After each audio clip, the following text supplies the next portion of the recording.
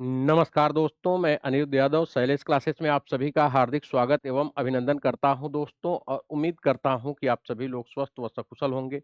पढ़ाई लिखाई बेहतर ढंग से चल रही होगी। तो दोस्तों, जैसा कि देखा जाए यूपी बीएड का फॉर्म आ चुका है, फॉर्म फिलअप होने लगा है। तो साथ ही साथ उम्मीद करते हैं कि आपकी तैयारियां भी अग्रसर हो चुकी होंगी। इसी परिप्रेक्ष्य में हम लोग आपके जो है एंट्रेंस को कैसे एक सीट सुरक्षित किया जाए सरकारी स्कूलों में, उसी परिप्रेक्ष्य में लेकर के यहाँ पर आए हैं कि जो है क्या कैसे हम लोग पढ़ेंगे, क्या हमारा सिलेबस होगा, उन सभी मुद्दों पर चर्चा करेंगे, विशेषकर भूगोल के विषय में। जो आपका सामान्य ज्ञान और जीके होता है, उसी को हम लोग यहाँ पर डिफाइन करेंगे। पहले हम लोग भूगोल से संबंधित जो सामान्य ज्ञान और जीके का है पाठ्यक्रम है, उसे हम लोग देख लेते हैं। देखने के बाद जो है आएंगे हम अपने सीधे जो है पाठ्यक्रम टॉपिक पर, जो कि हमारा टॉपिक कौन सा होगा, क्या-क्या हमें पढ़ना है, कैसे हम पढ़ेंगे, किस प्रकार से सवाल आते हैं, इन सभी मुद्दों पर यहाँ पर डिटेल में चर्चा की जाएगी। तो सबसे पहले यहाँ पर देखा जाए, हम देखने का प्रयास करेंगे जो है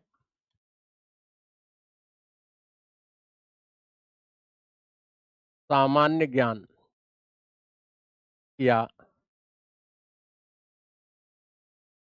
या जीके में किसकी बात करेंगे? भूगोल। और भूगोल में विशेषकर आपका जो है वह भारत का भूगोल है। कौन-सा है? वह भारत का भूगोल है। इसी को हम लोग देख लेते हैं यहाँ पर हमें क्या-क्या पढ़ना है। क्लियर? हमें क्या-क्या पढ़ना है, इन सभी चीज़ों को हम लोग यहाँ पर देख लेते हैं और देखने के बाद जो है हम लोग आगे कंटिन्यू चलेंगे। ठीक?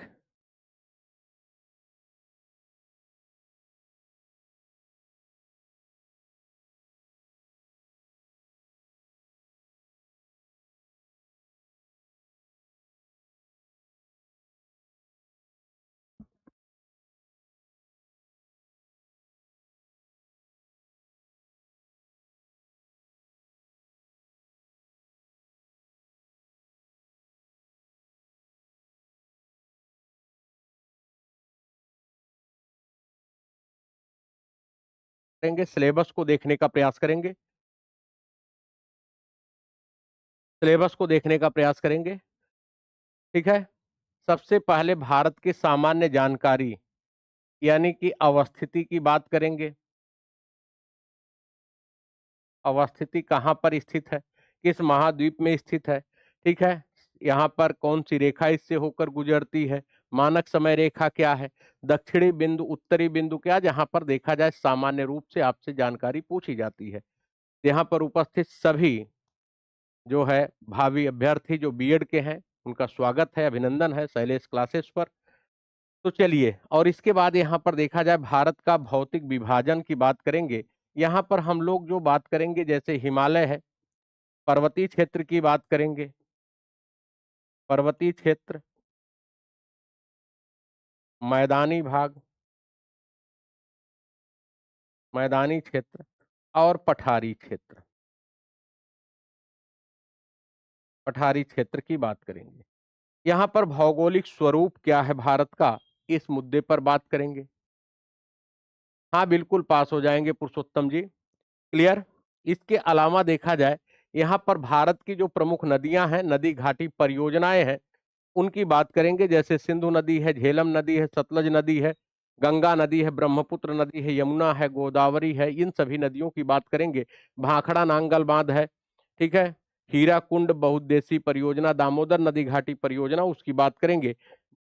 भारत की प्रमुख झीलें और जलप्रपात की बात करेंगे, साथ ही साथ भारत की जो जलवायु है, मानसूनी जलवायु है, उसकी बात करेंगे। क्लियर? यहाँ पर भारतीय कृषि की बात करेंगे, भारतीय मृदा सिंचाई, क्लियर? इसकी बात करेंगे। साथ ही साथ भारत में उद्योग की बात करेंगे, परिवहन की बात करेंगे, राज्यों के प्रमुख लोक नृत्य की बात करेंगे, जैसे रऊफ है कहाँ का है? जम्मू कश्मीर का है, ठीक है? छऊ कहाँ का है? छत्तीसगढ़ का है, ठीक है? तमाशा कहाँ का है? महाराष्ट्र का है। बिहू कहाँ का है? तो असम का है। भरतनाट्यम कहाँ का? तमिलनाडु का है। कथक कहाँ का? उत्तर भारत का है। इन सभी चीज़ों की हम बात कहाँ पर करेंगे? तो यहाँ पर राज्यों के प्रमुख लोक नृत्य में बात करेंगे, प्रमुख अनुसंधान संस्थान की बात करेंगे, जैसे देखा जाए भारतीय दलहन अनुसंधान संस्थान, भारतीय औषधि अनुसंधान संस्थान, इन सभी की बात करेंगे और भारत की प्रमुख जनजातियों की बात करेंगे, राष्ट्रीय उद्यान एवं वन्य जीव अभ्यारण्य की बात की जाएगी। क्लियर? साथ ही साथ प्रमुख हवाई अड्डे भारत के और राज्य की राजधानियां, यहां से देखा जाए मैक्सिमम सवाल आपके बीएड में आते हैं और इन्हीं बिंदुओं को ध्यान में रख करके देखा जाए, यहाँ पर बहुत कठिन नहीं होता है, बहुत आसान होता है और हमारा उद्देश्य है कि जितने भी टॉपिक आपके समाप्त होंगे उससे संबंधित 30-30 सवाल आपको पर टॉपिक दिया जाएगा। यहाँ पर आप देख रहे हैं जितने भी टॉपिक हैं, अगर 30-30 सवाल देखा जाए तो भारत के भूगोल में ही लगभग हम लोग लगभग 500-600 क्वेश्चन हो जाएगा। तो सवाल जाएगा कहां से? जाहिर सी बात है कि हम बड़ी आसानी से क्या करेंगे, क्वालिफाई कर पाएंगे। अब हम लोग यहां पर देखने का प्रयास करेंगे अपने अगले पॉइंट पर। अगले पॉइंट पे हम लोग देखने का प्रयास करेंगे, भारत की बातों की चर्चा की जाएगी। पहले टॉपिक से हम लोग चलेंगे, यहाँ पर भारत की भौगोलिक स्थिति एवं महत्वपूर्ण आंकड़ों की बात करेंगे कि भारत स्थित कहाँ है। जैसे सामान्य रूप से हम बात करते हैं तो भारत की बात किया जाएगा तो हम लोग कहते हैं भारत कहाँ का है, एशिया महाद्वीप का भाग है। कहाँ का भाग है भैया? एशिया महाद्वीप का भाग है वर्तमान संदर्भ में। लेकिन अगर यही हम प्राचीन समय में जाते हैं, कहां पर जाते हैं? प्राचीन समय में जाते हैं तो प्राचीन काल में यह माना जाता था कि भारत किसका भाग है? तो जम्बू द्वीप का भाग है। आपसे सवाल पूछा भी गया है, किसका भाग है? जम्बू द्वीप का भाग। किसका भाग है? जम्बू द्वीप का भाग है। प्राचीन समय में ऐसा माना जाता था। लेकिन क्या वास्तव में यदि हम केवल यही कह दें कि एशिया महाद्वीप में स्थित है तो चीजें स्पष्ट हो पाती हैं? नहीं, बल्कि हम क्या कहते हैं? हम यह कहते हैं कि हम एशिया महाद्वीप में, कहां पर? दक्षिण एशिया में। कहां पर? दक्षिण एशिया में है। अभी भी क्लियर नहीं हुआ तो दक्षिण एशिया में हम बताते हैं हिंद महासागर के शीर्ष पर है। कहां पर है? हिंद महासागर के शीर्ष पर।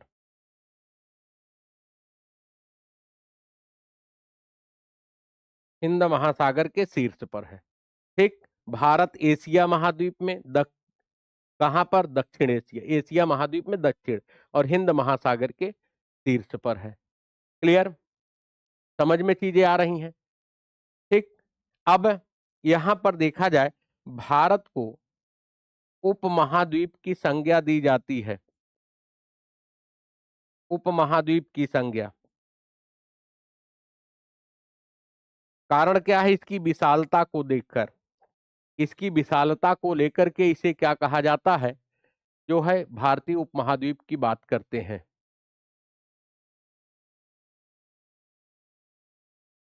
यह जो है बीएड एंट्रेंस के लिए है भैया। यहाँ पर यूपी बीएड एंट्रेंस 2026 जो आगामी आपके अप्रैल लास्ट मई के फर्स्ट वीक में होने की संभावना है। ठीक है, चलें आगे। चलिए, यहाँ पर हम नामकरण की बात करेंगे। सबसे पहले यदि किसी भी व्यक्ति का हम परिचय करते हैं तो वहां पर परिचय में नामकरण की बात होती है। नाम के माध्यम से ही हम किसी भी देश की, किसी भी स्थिति की क्या करते हैं? चर्चा, परिचर्चा करते हैं। तो यहाँ पर हम पहले अवस्थिति से पहले उसके नाम की चर्चा कर लेंगे और उसके बाद हम क्या करेंगे? डिटेल में देखने का प्रयास करेंगे। जैसे भारत है, यहाँ पर सबसे पहले नाम आता है आर्यावर्त। यह नाम जो है किसके द्वारा रखा गया? आर्यावर्त आर्यों के द्वारा रखा गया। किसके द्वारा रखा गया? आर्यों के द्वारा दिया गया, क्योंकि आर्य जाति जो अपने आप को सबसे श्रेष्ठ जात मानती थी, सबसे श्रेष्ठ जाति मानती थी। तो साथ ही साथ जब ये आए तो जिस क्षेत्र में बसे सप्त सैंधव प्रदेश में, उस क्षेत्र को इन्होंने नाम दे दिया क्या? आर्यावर्त। क्या नाम दे दिया? आर्यावर्त नाम दे दिया। ठीक है। अब इसके बाद देखा जाए दूसरा नाम पड़ता है भारत, भारतवर्ष। क्या पड़ता है? भारतवर्ष पड़ता है। ठीक। तो भारतवर्ष कैसे पड़ा?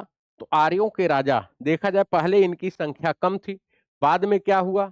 बाद में यह कबीले के रूप में बढ़ते चले गए, और जब कबीले के रूप में बढ़ते गए तो हर कबीले का अपना मुखिया, अपना राजा होता था। उसी में देखा जाए भरत नाम का जो राजा हुआ, उसे लगा कि हम सारे कबीले को क्या करें, जीत करके एक राज्य की स्थापना करें, और उसका नाम क्या रखा, भारतवर्ष रखा। अर्थात आर्यों के राजा भरत के नाम पर इसका नाम क्या पड़ा, भारतवर्ष पड़ा।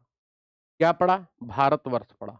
यहां पर देखा जाए फिर हिंदुस्तान, हिंदुस्तान नाम किसने दिया, ईरानियों ने दिया। ईरानी जो है देखा जाए या अरबी और फारसी भाषा बोलते थे। कौन सी भाषा बोलते थे भैया, अरबी और फारसी भाषा बोलते थे। और जब अरबी और फारसी भाषा बोलते थे तो इन्होंने सिंधु नदी को हिंदू कहा। इन्होंने सिंधु नदी को क्या कहा, हिंदू कहा, हिंदू कहा। और इसी कारण से देखा जाए इस देश को इन्होंने क्या कहा, हिंदुस्तान कहा। तो अगर आपसे पूछा जाए कि हिंदुस्तान किस भाषा का शब्द है, तो आप बताएंगे कि यह अरबी और फारसी भाषा का शब्द है। अरबी और फारसी भाषा, अरबी और फारसी भाषा का शब्द है हिंदुस्तान। ठीक है। यहां पर देखा जाए इंडिया, इंडिया का नामकरण देखा जाए यूनानियों ने किया। इनकी भाषा कौन थी, अगर इनकी हम भाषा की बात करते हैं, ग्रीक भाषा थी। कौन सी थी, ग्रीक भाषा थी। इन्होंने ग्रीक भाषा में सिंधु को इंडस रिवर कहा। सिंधु नदी को इन्होंने क्या कहा मित्र, इंडस रिवर कहा। ठीक है, क्या कहा, इंडस रिवर कहा। ठीक, इंडस रिवर कहा। और इंडस रिवर के आधार पर देश को इन्होंने क्या कह दिया, इंडिया कह दिया। क्या कह दिया, इंडिया कह दिया। तो यहां पर अगर आपसे पूछा जाएगा कि इंडिया किस भाषा का शब्द है, तो इंडिया ग्रीक भाषा का शब्द है। किसका है, ग्रीक भाषा का।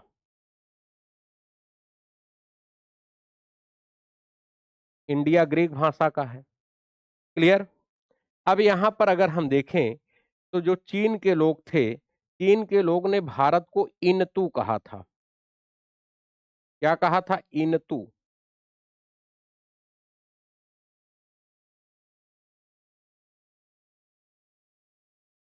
इनतू कहा था। क्लियर, क्या कहा था, इनतू कहा था। और अगर हम वर्तमान संदर्भ में देखें, वर्तमान संदर्भ में, वर्तमान संदर्भ में अगर हम बात करें तो भारत का जो नाम है वह क्या है। जब भारत स्वतंत्र हुआ तो सबसे पहले नामकरण की बात आती है कि आखिर भारत का नाम क्या रखा जाए। तो बहुत से लोगों ने यह कहा कि हिंदुस्तान रख लिया जाए। तो हिंदुस्तान में कहीं ना कहीं सांप्रदायिकता की झलक दिखाई दे रही है। ठीक है, हाँ बिल्कुल, यह जो बीएड इंट्रेंस के जो है, बीएड इंट्रेंस एग्जाम के लिए है। सरिता जी क्या दिक्कत है, सविता जी गुड मॉर्निंग। सरिता जी क्या समस्या, बताने का प्रयास करें।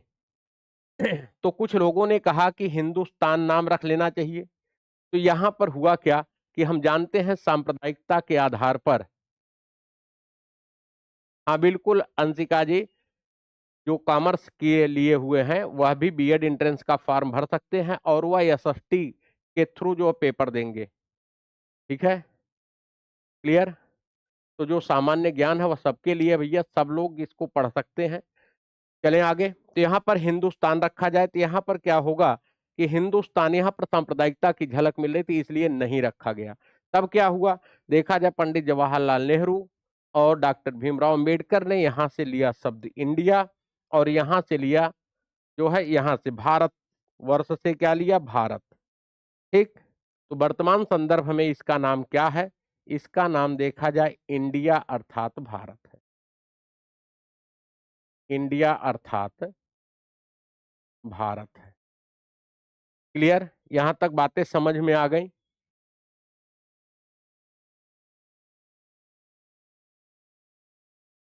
हम आपसे यह जानना चाह रहे हैं कैसे चल रहा है, नहीं समझ में आ रहा क्या चल रहा है, आपके कुछ दिमाग में होना चाहिए। हाँ सर क्या पढ़ा रहे हैं, हमने भूगोल पढ़ाना शुरू किया। पहला चैप्टर है भारत का भौगोलिक परिचय या सामान्य परिचय है।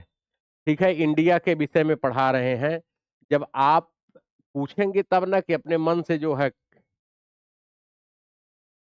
बताऊंगा, डीएलएड का नहीं है। ठीक है, डीएलएड की बैच नहीं है यहाँ, इतने मोटे अक्षर में ऊपर लिखा हुआ बीएड एंट्रेंस, तो कम से कम इतना तो समझना ही चाहिए। क्लियर। चलें आगे। तो यहां पर यदि हम बात करते हैं, थोड़ा सा बात कर लें यहां पर यदि हम बात करें तो स्वतंत्रता प्राप्ति के पश्चात, स्वतंत्रता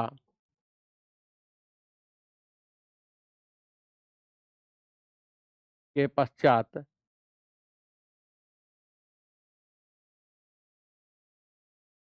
संवैधानिक रूप से, संवैधानिक रूप से भारत का नाम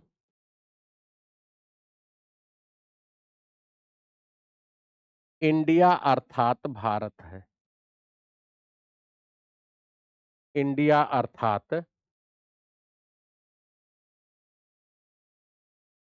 भारत है। कौन सा है? इंडिया अर्थात भारत है। क्लियर? ठीक। अब देखा जाए, संवैधानिक रूप से यदि हम बात करते हैं तो संविधान हमारा क्या कहता है? संविधान कहता है भारत राज्यों का संघ होगा। और साथ ही साथ अंतर्राष्ट्रीय स्तर पर इसे किस रूप में जाना जाता है? इसे भारत गणतंत्र के रूप में जाना जाता है, या भारत गणराज्य के रूप में जाना जाता है। भारत को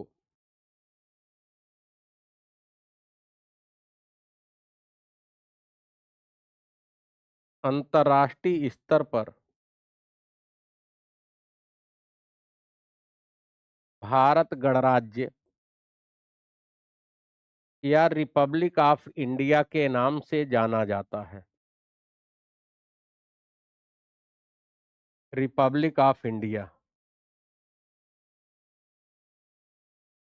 के नाम से जाना जाता है। के नाम से जाना जाता है।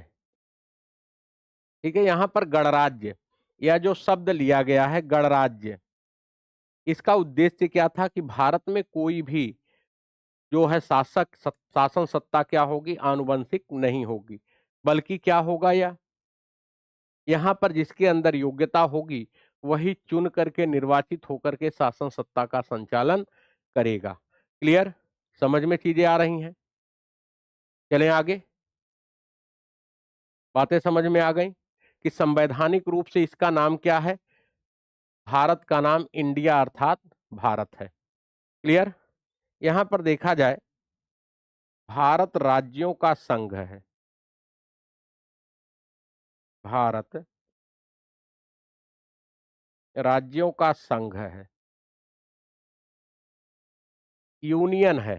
ध्यान दीजिएगा, अगर इंग्लिश में आपसे पूछा जाए तो भारत क्या है? यूनियन है, फेडरल नहीं है। यानी कहने का मतलब है कि यदि हम संपूर्ण भारत में देखते हैं तो भारत कहीं पर कोई क्षेत्र नहीं है, बल्कि 28 राज्य और 8 केंद्र शासित प्रदेशों को जब हम सम्मिलित रूप से देखते हैं तो वह वास्तव में क्या दिखाई देता है? वह भारत दिखाई देता है। राज्यों का प्रशासनिक दृष्टिकोण से इसे क्या किया गया है? जो है डिवाइड किया गया है राज्यों के रूप में। यानी कहा जाता है कि आप जानते हैं कि अनुच्छेद 3 या प्रावधान करता है, जब हम लोग संविधान को देखेंगे तो वहां पर चर्चा मिलेगी कि जो है संसद के पास अथॉरिटी है कि वह चाहे तो प्रशासनिक दृष्टिकोण से किसी भी राज्य के सीमा क्षेत्र में विस्तार कर सकती है, कम कर सकती है, परिवर्तन कर सकती है, नामों में बदलाव कर सकती है। क्लियर? तो यह भारत के विषय में है। समझ में चीजें आ रही हैं? बताने का प्रयास करें, और साथ ही साथ आप लोग क्या करें? शेयर भी कर दें, लाइक भी कर दें, ताकि मैक्सिमम लोगों तक यह सेशन पहुंच सके। ठीक है। चलिए, चले हम लोग अगले पॉइंट पर। अब इसके बाद जो है यहां पर देखने के बाद हम लोग आते हैं कहां पर? अवस्थिति, लोकेशन कहां पर है। जैसे यहां पर हम देखते हैं कि यह भारत है। क्या है यह आप देख रहे हैं, यह भारत है। और यहां पर यह है एशिया महाद्वीप। कौन सा है मित्र? एशिया महाद्वीप है। अब एशिया महाद्वीप में अगर देखें, दिशाओं की बात करें तो अगर ऐसे हम करते हैं तो ऊपर नॉर्थ हो जाएगा और इधर क्या होगा? साउथ हो जाएगा, इधर ईस्ट हो जाएगा दाहिनी तरफ, और इधर वेस्ट हो जाएगा। तो यह हमें दिखाई दे रहा है कि भारत कहाँ स्थित है? एशिया महाद्वीप में भारत देखा जाए दक्षिण एशिया में स्थित है। कहाँ स्थित है? दक्षिण एशिया में। और यहाँ पर ये जो ब्लू कलर से आप देख रहे हैं, यह आपका है हिंद महासागर। हिंद महासागर,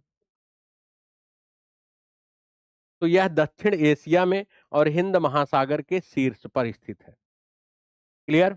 लेकिन दक्षिण एशिया में और हिंद महासागर की शीर्ष की बात करें, तो केवल यही नहीं स्थित है। अगर हम देखें यहाँ पर, तो यहाँ पर हमें एक देश और दिखाई देता है, यहाँ श्रीलंका भी है। कौन सा है? श्रीलंका भी है। तो हम सामान्य रूप से तो यह जान जाते हैं कि भारत दक्षिण एशिया में है, लेकिन अगर हमें ऑथेंटिक रूप से, जो व्यक्ति कोई नहीं जानता है भारत को कि भारत है कहाँ पर, तो क्या होगा? उसे अक्षांश और देशांतरी दृष्टिकोण से हमें आइडेंटिफाई करना पड़ेगा। तो चलिए पहले हम यहाँ पर देखते हैं अवस्थिति एवं विस्तार। अक्षांशीय दृष्टिकोण से देखा जाए यह कहाँ पर है भैया? तो यह उत्तरी गोलार्ध में है। ठीक। अब आप कहेंगे सर उत्तरी गोलार्ध में आपने क्यों बताया? क्योंकि आप देख रहे हैं यह 0 डिग्री अक्षांश है विषुवत रेखा, और विषुवत रेखा से यह क्या है? ऊपर है, तो उत्तरी गोलार्ध में है। और यह 0 डिग्री देशांतर है, अगर इसके दाएं तरफ है तो क्या हो जाएगा? पूर्वी गोलार्ध हो जाएगा। तो यानी अक्षांशीय दृष्टिकोण से यह कहां पर है? उत्तरी गोलार्ध में। वहीं पर देशांतरी दृष्टिकोण से कहां है? तो पूर्वी गोलार्ध में। इस प्रकार से भारत की स्थिति कहां पर है? तो उत्तर पूर्वी गोलार्ध में है। ठीक है, कहां पर है? उत्तर पूर्वी गोलार्ध में। या तो हमने सामान्य सी चर्चा कर ली। क्लियर? समझ में चीजें आ रही हैं? बताने का प्रयास करें। समझ में चीजें आ रही हैं? क्लियर? चलते हैं हम लोग अगले पॉइंट पर। अब यहां पर अक्षांशीय और देशांतरी दृष्टिकोण हमें नहीं मिल रहा है, तो पहले हम अक्षांशीय और देशांतरी दृष्टिकोण को यहां पर समझ लेते हैं। जैसे यहां पर सपोज दैट यह आपका क्या है? भारत है।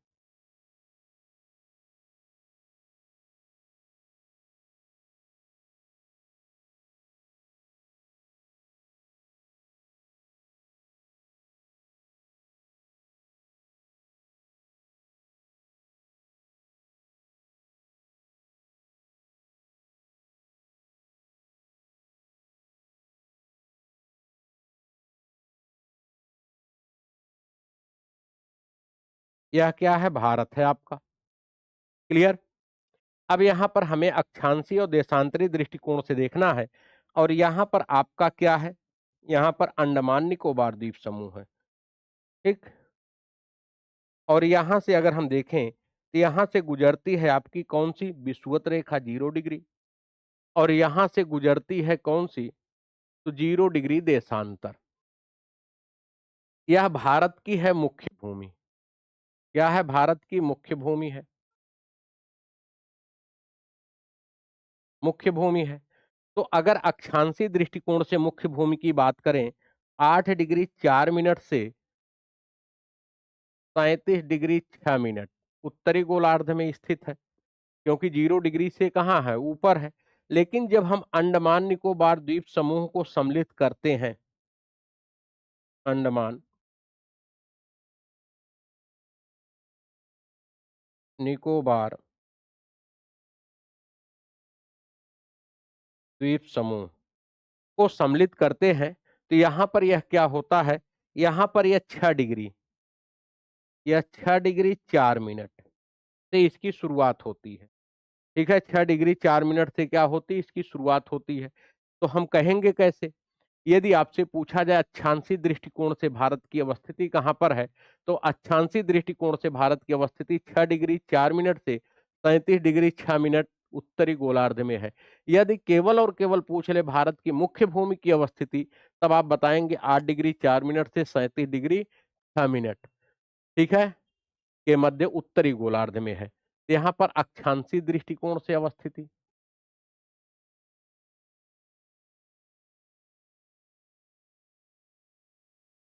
अक्षांशीय दृष्टिकोण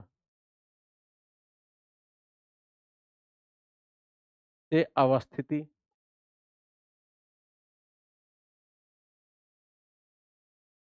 अवस्थिति देखा जाए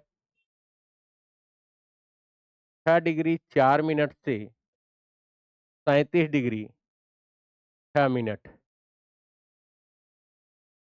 के मध्य उत्तरी गोलार्ध में।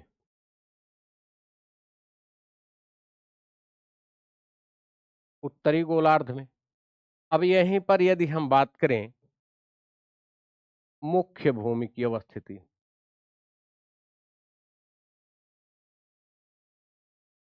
मुख्य भूमि की अवस्थिति, लोकेशन 8 डिग्री 4 मिनट से 37 डिग्री 6 मिनट के मध्य उत्तरी गोलार्ध में।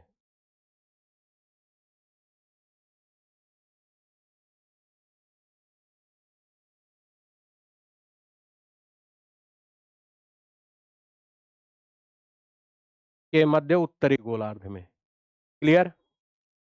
अब यहां पर हम बात करेंगे कि आपका जो है देशांतरी विस्तार की बात करें तो देशांतरी दृष्टिकोण जो है 68 डिग्री 7 मिनट से, यहां पर क्या है 97 डिग्री 25 मिनट पूर्वी गोलार्ध है। ठीक है, क्यों पूर्वी गोलार्ध है? क्योंकि यह 0 डिग्री देशांतर है, और 0 डिग्री देशांतर से यदि हम दाहिनी तरफ चलेंगे तो हमें क्या मिलेगा? पूरब दिशा मिलेगी। क्या मिलेगी? पूरब दिशा। तो यहां पर आपसे सवाल पूछा जाएगा कि भारत की अवस्थिति अगर देखा जाए यहां पर देशांतरी दृष्टिकोण से, देशांतरी दृष्टिकोण से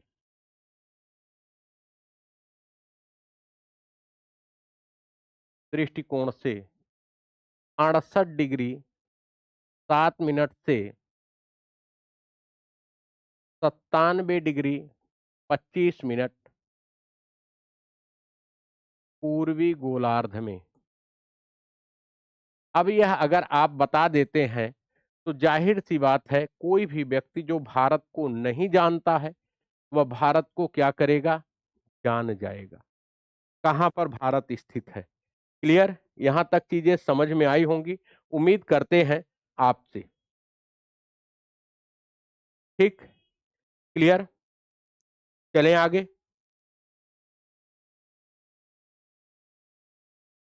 चलें आगे। चलिए अगले पॉइंट पे हम लोग बात करते हैं। अब यहां पर तो हमने देख लिया। ठीक, यहां पर हमने देख लिया। आइए अगले पॉइंट पे बात करते हैं।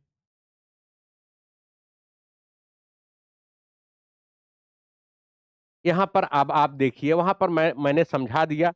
अब यहां पर दिया गया है संकल्पना, भारत का दक्षिणी 3 भाग जल से घिरे होने के कारण इसे हम क्या कहते हैं? प्रायद्वीप कहते हैं। यहां पर आप देख रहे हैं यह अरब सागर है। यह क्या है? अरब सागर है। यहां पर अगर हम देखें क्या है? हिंद महासागर है। और यह क्या है? बंगाल की खाड़ी है। तो 3 तरफ जल से घिरा, यानी कोई भी स्थल भाग यदि 3 तरफ जल से घिरा है और एक तरफ वह स्थल भाग से जुड़ा है, तो यहां पर आप देख रहे हैं यह जो है क्या हो रहा है? यहां पर स्थल भाग से यह जुड़ा हुआ है, और इसी कारण से इस भाग को हम क्या कहते हैं? यहां से यह जो कर्क रेखा जाती है इसके दक्षिण, यह कौन सी रेखा है? तो यह कर्क रेखा है 23.5 डिग्री। कौन सी है? कर्क रेखा है। तो कर्क रेखा से दक्षिण के भाग को हम क्या कहते हैं मित्र? प्रायद्वीप कहते हैं। क्या कहते हैं? प्रायद्वीप, पेनिसुलर रीजन ऑफ इंडिया। ठीक। यहां पर अब आप देखिए स्थिति एवं विस्तार जो हमने आपको समझाया था। यहां पर देखा जाए मुख्य भूमि, तो यह अक्षांशीय दृष्टि से बता रहा है। किस दृष्टि से? अक्षांशीय दृष्टि से।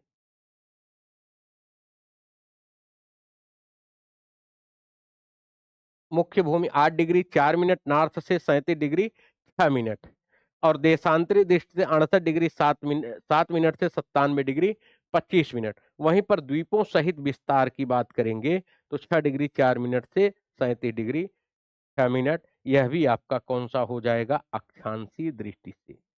कौन सा हो जाएगा? अक्षांशीय दृष्टि से। क्लियर। तो उम्मीद करते हैं कि चीजें समझ में आ रही होंगी।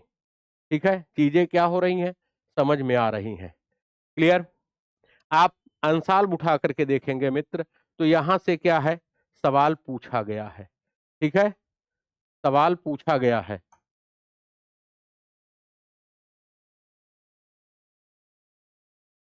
क्लियर। चलें आगे। अब इसके बाद जो है हम लोग देखने से पहले यह देखेंगे कि क्या इसकी लंबाई चौड़ाई पहले देख लेते हैं। फिर उसके बाद जो है आगे हम लोग आएँगे।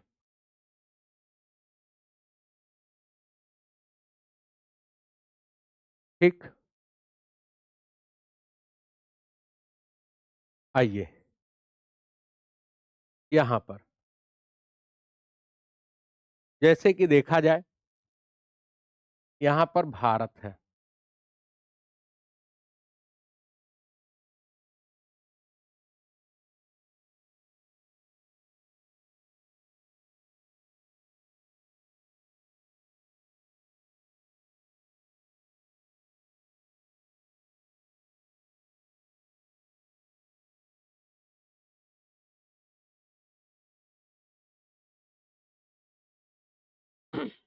यहाँ पर भारत है। यह देखा जाए उत्तरी भाग है भारत का, उत्तर है। यह भारत का दक्षिणी भाग है, दक्षिण है भारत का। और इधर कौन-सा है? पूरब है। और इधर क्या है? पश्चिम है। ठीक? तो अगर हम यहाँ लद्दाख से लेकर के कन्याकुमारी तक आते हैं, तो कुछ न कुछ हमें क्या मिलता है? विस्तार मिलता है। क्या मिलता है? विस्तार। तो यह उत्तर से दक्षिण विस्तार कितना है? 3214 किलोमीटर है। कितना है? 3214 किलोमीटर है। यहीं पर यदि हम बात करें, यहाँ से गुजरात से लेकर चले जाएं हम कहाँ पर? अरुणाचल प्रदेश तक। और पश्चिम से पूर्व जो विस्तार है, यह कितना है? यह देखा जाए 2933 किलो है। कितना है? 2933 किलोमीटर। अगर इतनी लंबाई और चौड़ाई है मित्र, तो जाहिर सी बात है कि कुछ न कुछ इसका क्या होगा? क्षेत्रफल होगा। क्या होगा? क्षेत्रफल होगा। तो इसका क्षेत्रफल कितना है भारत का? तो यदि हम क्षेत्रफल की बात करें भारत के, आगे हम लोग देखेंगे। क्षेत्रफल जो है भारत का 32,87,263 वर्ग किलोमीटर। कितना है? 32,87,263 वर्ग किलोमीटर है। और यह कितना है? कुल भूभाग की बात करते हैं। ठीक है, भूभाग की बात करते, जैसा कि आपको विदित है कि विश्व में स्थल भाग कितना है? स्थल भाग 29% है। और जलीय भाग कितना है? 71% है। जलीय भाग कितना है? तो 71% है। यहाँ पर 29% में यह क्षेत्रफल कितना आएगा? ठीक। अंजलि जी गुड मॉर्निंग। तो यहाँ पर यदि हम बात करें, तो यह क्षेत्रफल है विश्व के कुल भूभाग का 2.4%। और क्षेत्रफल के आधार पर भारत विश्व का 7वां बड़ा देश है। कितना देश है? तो 7वां बड़ा देश है भारत। ठीक। तो यदि आपसे कोई व्यक्ति पूछे कि क्षेत्रफल के आधार पर भारत किस क्रम का देश है, तो आगे हम लोग देखेंगे इमेज के माध्यम से। क्षेत्रफल के आधार पर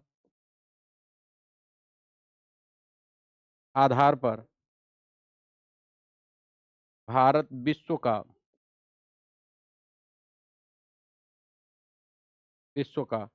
7वां बड़ा देश है।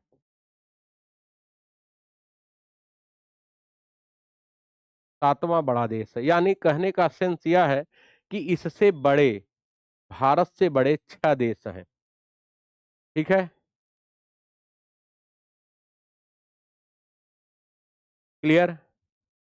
Composite school good morning. जिंगहू राम गुड मॉर्निंग। क्लियर? समझ में चीजें आ गई? तो 6 बड़े देश कौन कौन से हैं? तो सबसे बड़ा जो देश है क्षेत्रफल के आधार पर रूस है, फिर कनाडा है, यूएसए है। ठीक। और उसके बाद चौथे नंबर पे यदि हम बात करते हैं, तो आपका पहले नंबर पे रूस, फिर कनाडा, फिर यूएसए, सॉरी चीन है, फिर यूएसए है, फिर उसके बाद ब्राजील है, फिर जो है आपका ऑस्ट्रेलिया है, फिर भारत है। क्लियर? अब यहाँ पर देखा जाए इस 2.4% में जनसंख्या कितनी रहती है? तो अगर हम 2011 की जनगणना की बात करें, 2011 की जनगणना के अनुसार जनगणना के अनुसार बात करें तो जनसंख्या यहाँ पर 17.5% निवास करती है। 17.5% जनसंख्या निवास करती है और जनसंख्या के आधार पर सेकंड पोजीशन है। ठीक है, 2011 की जनगणना के अनुसार। और अगर हम वर्तमान संदर्भ में बात करें तो वर्तमान समय में भारत सर्वाधिक जनसंख्या वाला देश है। सर्वाधिक जनसंख्या वाला देश है। क्लियर? तो हमने आपको दोनों बताया। आइए हम लोग देख लेते हैं यहाँ पर कि क्षेत्रफल के आधार पर भारत से बड़ा कौन कौन सा देश है। यहाँ से भी सवाल आपसे पूछा जाता, क्योंकि यहाँ पर देखा जाए आपसे बहुत ज्यादा टिपिकल सवाल नहीं पूछा जाता है। ठीक है, बहुत टिपिकल सवाल आपसे नहीं पूछा जाता है। तो इंटर में जो एक सिलेबस होता है अमूमन उसी सिलेबस से आपसे पूछा जाता है। ठीक है, तो आइए यहाँ पर देखते हैं विश्व के प्रमुख बड़े देश, क्षेत्रफल के आधार पर विश्व के बड़े देश।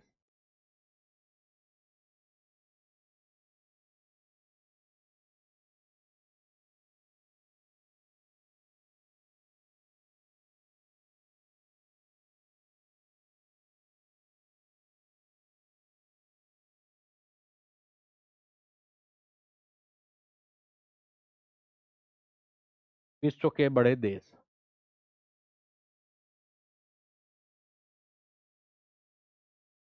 क्लियर?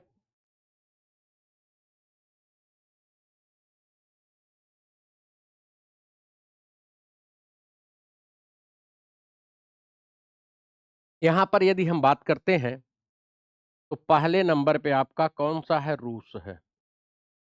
दूसरे नंबर पे देखा जाए तो कनाडा है। तीसरे नंबर पे आपका चीन है।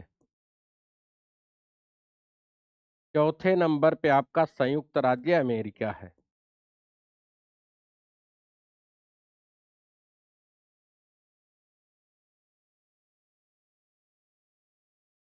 और पांचवें नंबर पे देखा जाए ब्राजील है। छठवें नंबर पे आपका देखा जाए तो ऑस्ट्रेलिया है।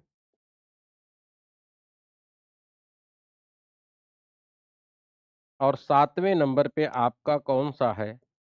तो भारत है। और आठवें नंबर पे देखा जाए तो आपका अर्जेंटीना है।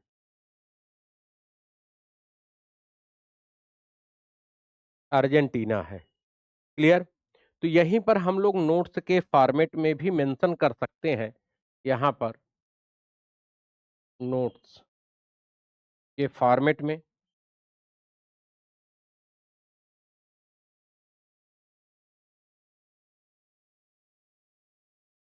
लिखेंगे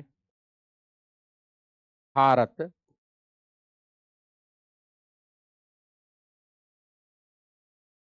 क्षेत्रफल के आधार पर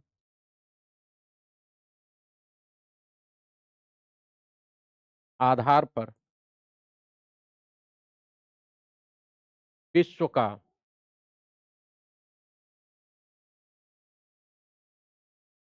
सातवां बड़ा देश है।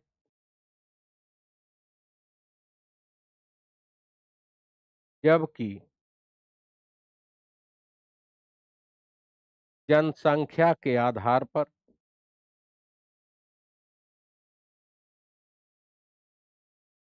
जनसंख्या के आधार पर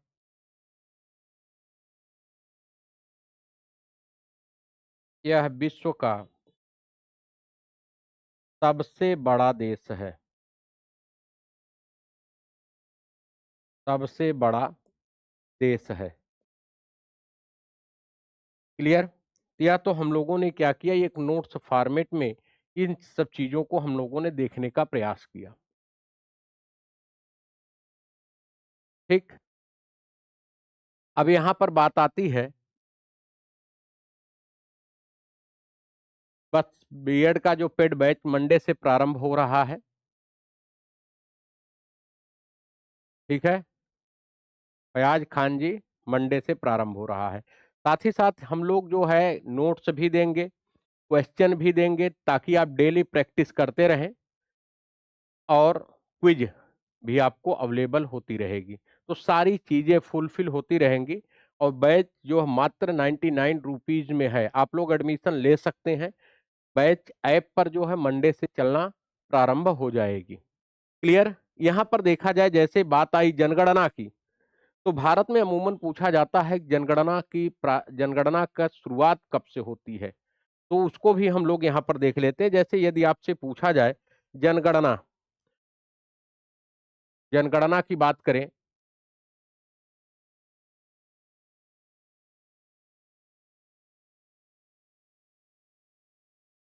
ठीक, सवाल आपसे पूछा जाता है, तो जनगणना की बात करते हैं, तो प्रारंभ है 1872 में। 1872, प्रारंभ 1872 में होता है। गवर्नर कौन होता है? Lord Mayo. Lord Mayo. ठीक। अब यहां पर देखा जाए नियमित जनगणना।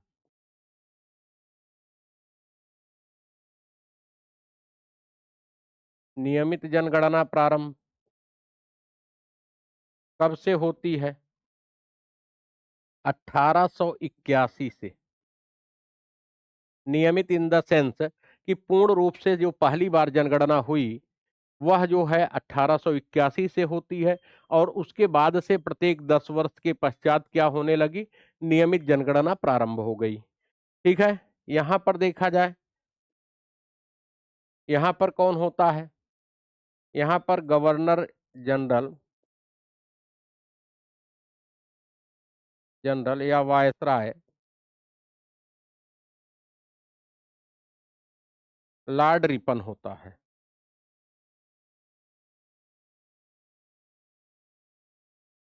लॉर्ड रिपन होता है। अब देखा जाए स्वतंत्र भारत की पहली जनगणना।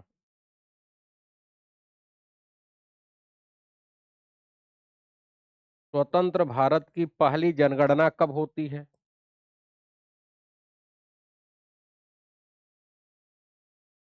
1951 में। कब होती है? 1951 में।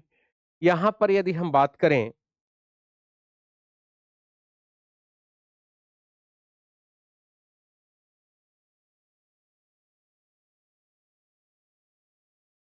बात करें जनगणना किस सूची की विषय है?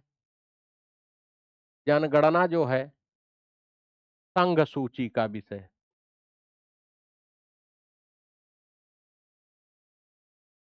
संघ सूची का विषय है।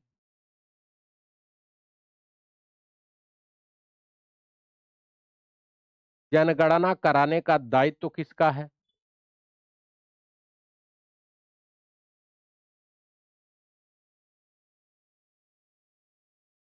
का दायित्व किसके पास है? तो केंद्र सरकार के पास है।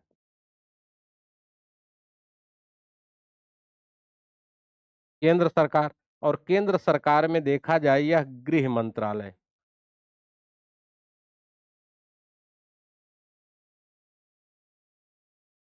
गृह मंत्रालय के द्वारा इसका क्या किया जाता है? जनगणना का कार्य कराया जाता है।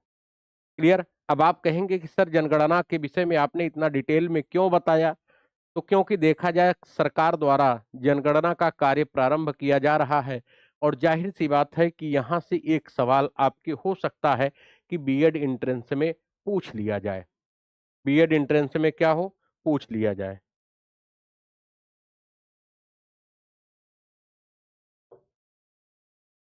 क्लियर। समझ में चीजें आ गई। अब देखा जाए, यहां पर एक सवाल और बन सकता है, अंतिम जनगणना भारत में कब हुई है?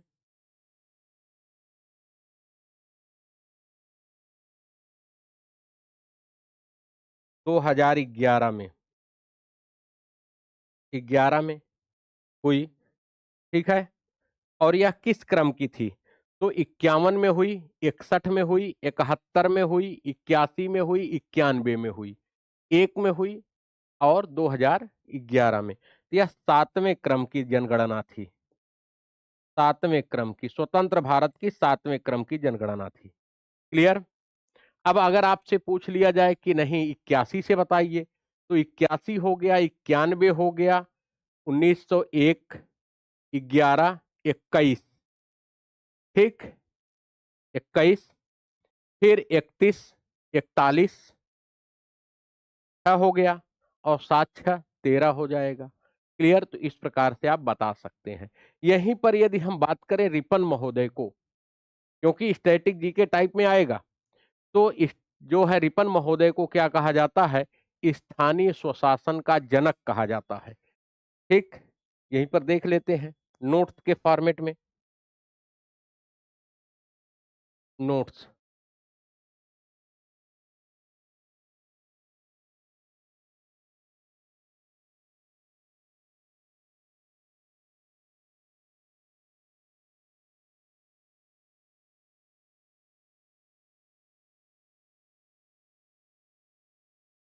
लॉर्ड रिपन को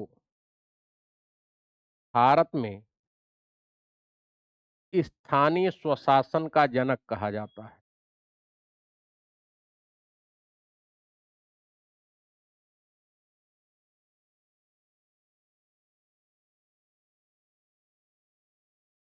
जनक। अगर आपसे पूछा जाए लॉर्ड रिपन का महत्वपूर्ण कार्य क्या था?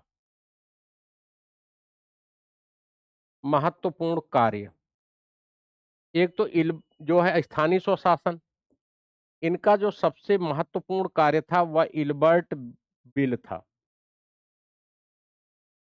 इसमें क्या था कि भारतीय जज,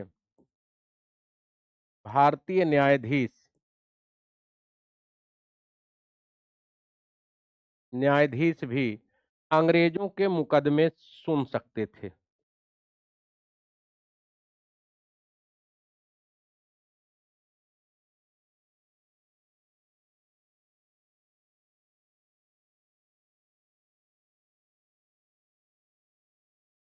इस सुनवाई कर सकते थे और इसी इल्बर्ट बिल को लेकर के क्या हुआ? विवाद हुआ और इसी विवाद के कारण रिपन ने त्यागपत्र दे दिया।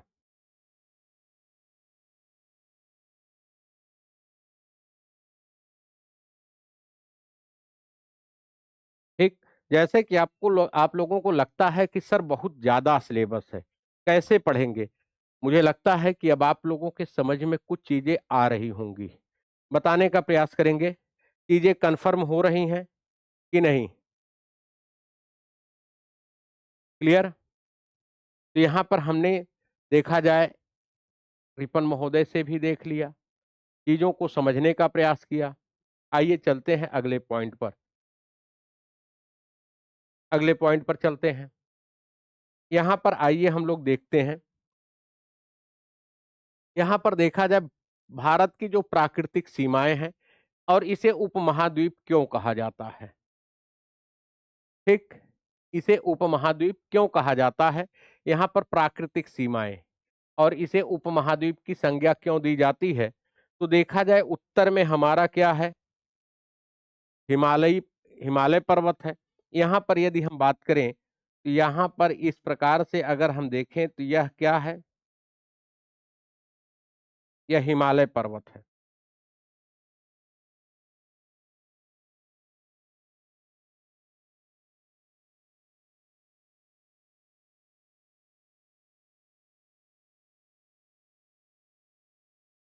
क्लियर? और पूरब में क्या है? ये पूर्वोत्तर भारत है, तो यहाँ पर पर्वतीय पठार है। उत्तर पश्चिम में यहां से अगर देखें तो यहां से हिंदुकुश पर्वत है, सुलेमान श्रेणी है जो पाकिस्तान में है, और दक्षिण में विशाल हिंद महासागर है। तो यह प्राकृतिक आपसे सवाल पूछा जा सकता है। ठीक, धन्यवाद रुचि जी। ठीक है, प्राकृतिक सीमाएं उत्तर में क्या है? हिमालय है। दक्षिण में क्या है? विशाल हिंद महासागर है। उत्तर पूर्व में क्या है?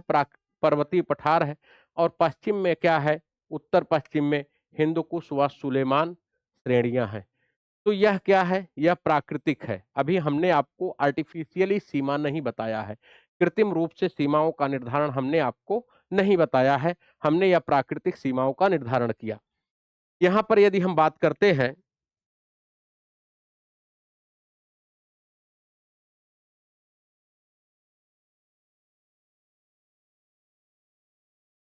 यहां पर यदि हम बात करें, भारतीय उपमहाद्वीप की विशालता के कारण इसे क्या कहा जाता है? उपमहाद्वीप की संज्ञा दी जाती है।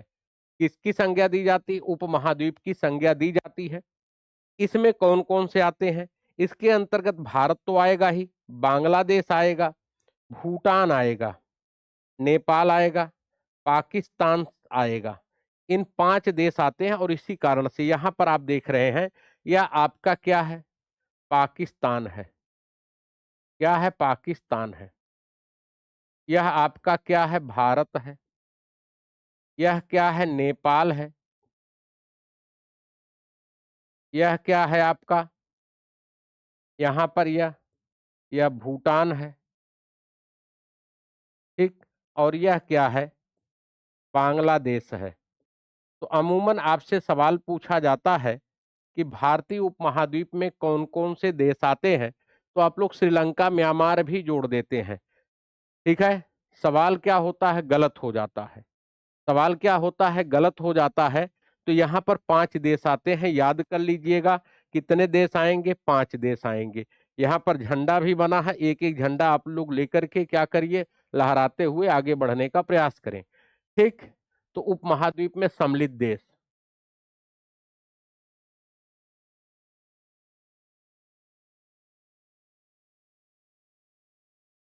भारतीय उपमहाद्वीप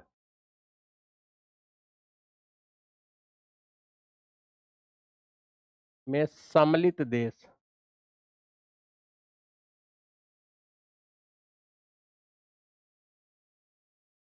सम्मिलित देश कौन कौन से हैं? तो पहला है आपका पाकिस्तान,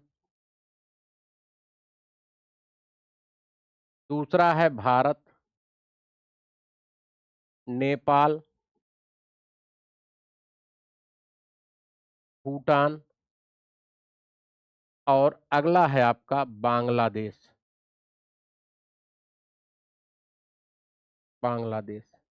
यह 5 देश याद रखिएगा। पहले नंबर पे पाकिस्तान, भारत, नेपाल, भूटान और बांग्लादेश। क्लियर? ठीक। धीरे धीरे सारी क्लासेस जो है प्रारंभ हो जाएंगी। अब हमारी जो क्लास आपको सामान्य ज्ञान इस जीके की मिलेगी, वह डेली सुबह 9 बजे से जो है शैलेश क्लासेस ऑनलाइन प्लेटफॉर्म पर ही रहेगी। ठीक है। तो मित्रों, जितने भी आपके दोस्त मित्र हैं, सबको बताने का प्रयास करें। बैच जो है एप्लीकेशन पर मंडे से प्रारंभ होगा। बैच के विषय में डिटेल अनाउंस किया गया है, आप देख सकते हैं वीडियो। 99 रुपीज का बैच है। इसमें आपको जो है पीडीएफ मिलेगा, हर चैप्टर का लगभग 30 क्वेश्चन मिलेगा डेली।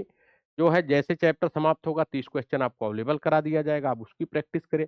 साथ ही साथ यूट्यूब पर जो प्रैक्टिस कराई जाएगी और क्विज मिलेगी। तो इतना सब कुछ आपको मात्र 99 रुपीज में मिलेगा। आप लोग शैलेश क्लासेस एप्लीकेशन को डाउनलोड करें और तत्काल प्रभाव से जुड़ जाएं। समय बहुत कम है, क्योंकि आपका फॉर्म फिलअप हो रहा है, एग्जाम डेट भी अनाउंस हो चुकी है।